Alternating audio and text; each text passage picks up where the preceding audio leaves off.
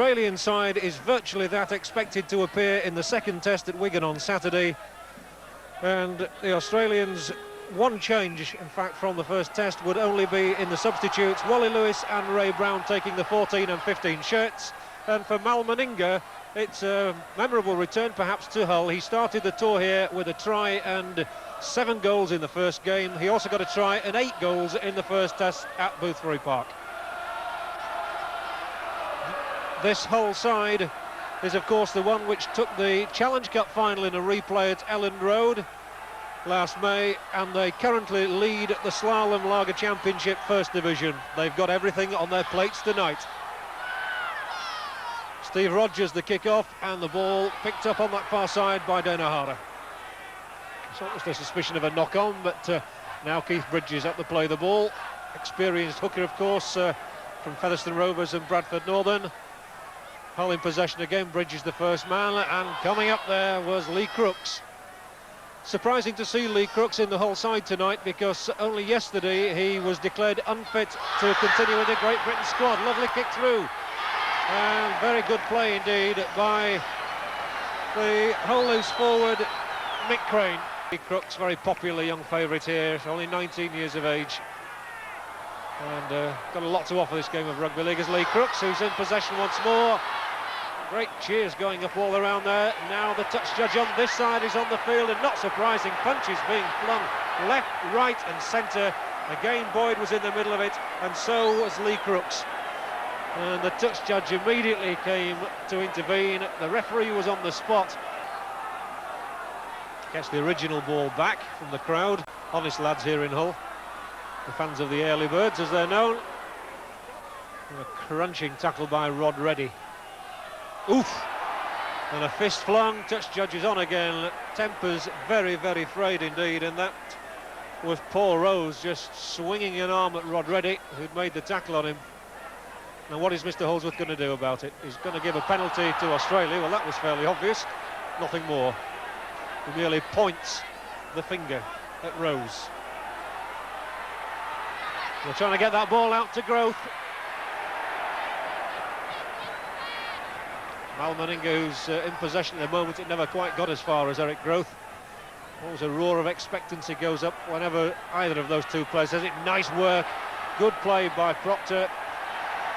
And once more, the touch judge is on, and this is getting quite ludicrous.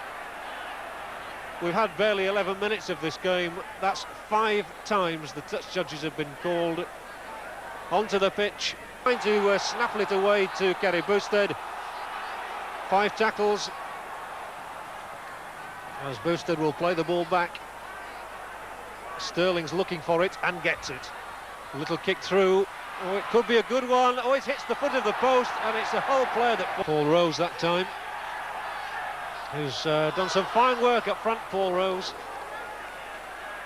He and Crane have been particularly impressive. I thought Rose had been hurt there. He looks to be struggling to get to his feet. Oh, dearie me, and Price and Rose now involved in a real slanging match. And the penalty has been given to the Australians.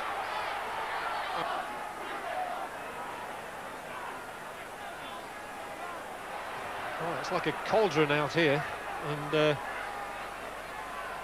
one can only wonder why nobody's got sent off. Sterling has got Kenny. Is this the first try? It must surely be for Steve Rogers, the forward.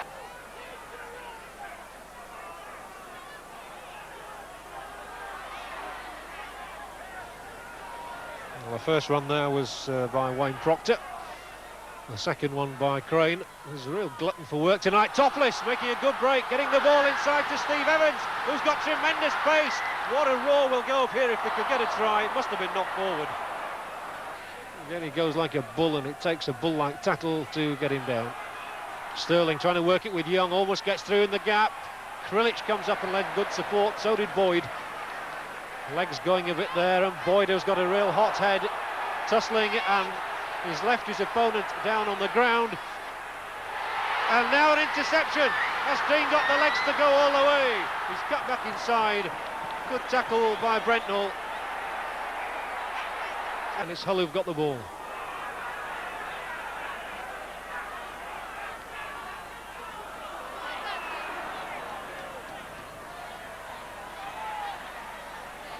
Price and Crane, the respective number 13s there. And Crane, I must say, has done well. Now then, can Hull get a try? The fullback back inside to right wing O'Hara. Where is he? Oh, so close, Dane O'Hara. A fine run by the fullback Kemble. And Hull really throwing this ball around. Bridges has done well. Dean gets it out now to Evans. Back inside for Luluai. Ducks inside 1 and 2 tackles. The Australian defence holds firm for the time being. It's back to 6 tackles as well. They're besieged at the moment as they swing the ball far wide right. He must pick this one up, and he does. Gets through a tackle too, gets through 2. O'Hara going for the line again. Spirited play this from the whole 3 quarters. And Dean and Topless really orchestrating everything at the moment. As Rose goes plunging in and is tackled by Sterling. The Aussies won't want to concede a try before half-time. Crooks is coming into the action. Oh, the ball lost momentarily. Or even something stronger, I would think, in the Australian dressing room. They might need it. Here they come. Topless. He's got the ball through for Luluai. Luluai might get there himself. Prendeville's the man immediately behind him. What a dramatic finish we could have to the first half. Crooks goes driving in. The tackle by Pearce is a good one. Reddy's there too. Into the gap goes Harrison, trying to slither over. Still a few yards to go to the line, but Hull really willing to fling this ball about. Crooks once more for fullback Kemble. The Australian tackling there exemplary, but still Hull driving at the line. The little chip through. He's there. It's a try for Hull, right on the stroke of half-time, and that's a brilliant try from David Topless, which puts all a bit scruffy out there at the moment.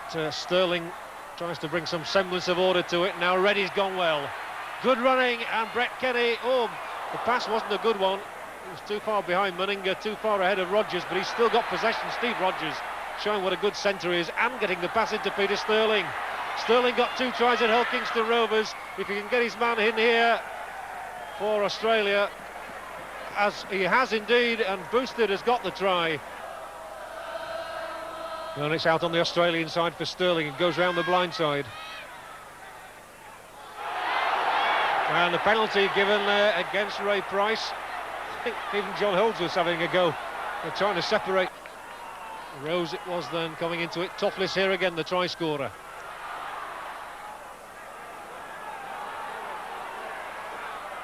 Now Bridges to play the ball. And they've got plenty of men out on this right-hand side as Luluai goes streaming for it. Kemble tries to get in. O'Hara's there now. Good tackling. And the claim is for a try. The referee says that the ball was not grounded properly. Penalty to Australia.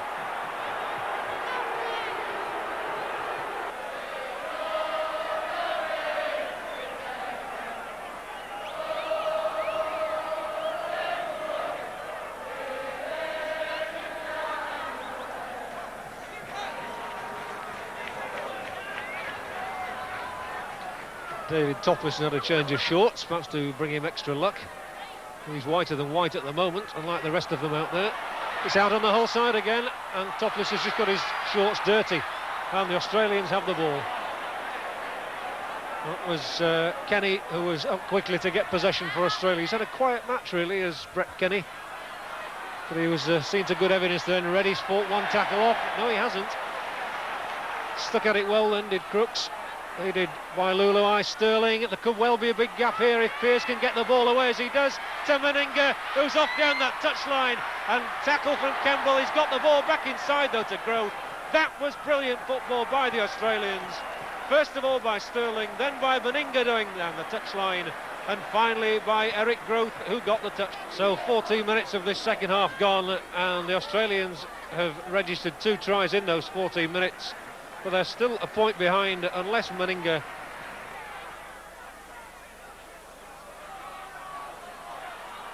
Now Pearce, collared by Topless. Good tackle that from the Hull skipper. Sterling has got it through again. Meninga's off on another charge down the touchline. Kicks ahead himself. He's now in a dash with Kemble, and Kemble's there. and did well.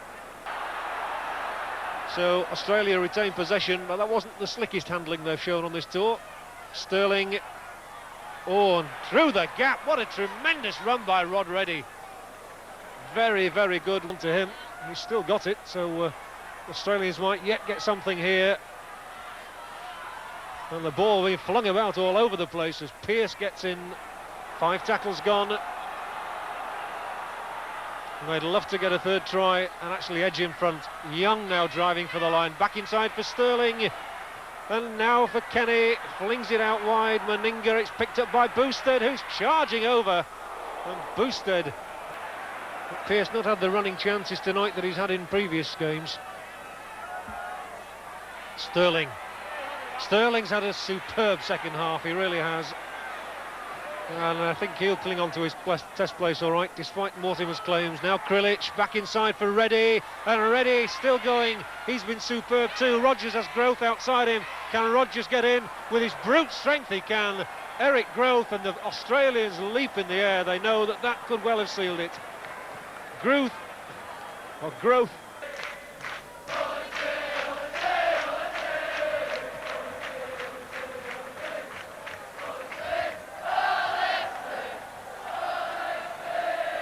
Well, it's been a very hard, bruising, competitive game as this one, with Hull giving as good as they've got, and coming again. Price's tackle, and a good one. And it was on Crane, who has absolutely been outstanding for Hull.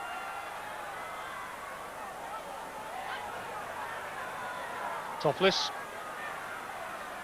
We really are playing out time now, and Australia are going to maintain this record. This, along with the matches at Wigan and Bradford Northern, the closest in terms of score, but it wasn't really until 6 minutes from time that that third try from Eric Growth clinched the victory, which is now confirmed by the sound of the hooter. Eric Growth goes off, having scored 2 fine second-half tries, and with one coming from the other winger, Kerry Boosted, Australia register a 13-7 victory. But it really was a marvellous performance by Hull. Their crowd are singing them off the pitch. And after that, the hardest game you've ever played in. Well, if not the hardest, one of the hardest. It definitely was hard. We set out in the first 20 minutes to hit them with everything we had, try and put them off the game. When we got the ball, put a few chips over the top, try and stop them rushing up at us all the time. And I think it works. I think that's the only way you can beat them. It's the way to break them, you know. They must be very frustrating to play against, because whereas you basically have jobs during the day and then come and play rugby for fun, they're full-time, aren't they? Yeah, that's where they've got it over us. They're super fit out there compared with us. We train 2 hours on a Tuesday and Thursday, pouring with rain, snow. They train in the sunshine all day, no jobs, they're all sponsored. That's your answer, isn't it? Well, really? that is. Until we do that over here, I don't think we've got a chance against them. So you don't see any hope for Great Britain in the second test? Well, there's always hope, but I think they'll have to approach it like we did tonight. Hit them with everything they've got the first 20 minutes and take it from there. Mal, I don't think there's any question about it. That's probably the hardest game you've had. Definitely the hardest. We came here tonight and expecting a hard one, and we got one. Were you worried at all at any stage you might just get beaten? Oh, no, we're always worried, you know, especially when they went 7-0 up at half-time, you know. But we were playing well at the time. They were playing a little bit better, but, you know, the second half we come out a bit fired and, you know, we got the results, which was the main thing. There must have been some strong words in the dressing room at half-time, I imagine, because you really did come out and take the game by the scruff of the neck. No, there wasn't really harsh words, but we were playing fairly well at that stage, and we didn't have much possession in that first half, and Hull had us camped down our line all the time, and it was a very clever chip kick. They got the score to try, and we came back, and that proves our character, and we hope we can continue, keep on winning. How much does it mean to you, the fact you've now set up a record as the most successful Kangaroo touring team, winning the first 12 matches? Well, you know, it's a tremendous thing to be part of. You know, it's we've got a lot of criticism when the team was first picked over in Australia, and we're very pleased that we did break the record, and just hope we can set a new record and win all the games over here in England.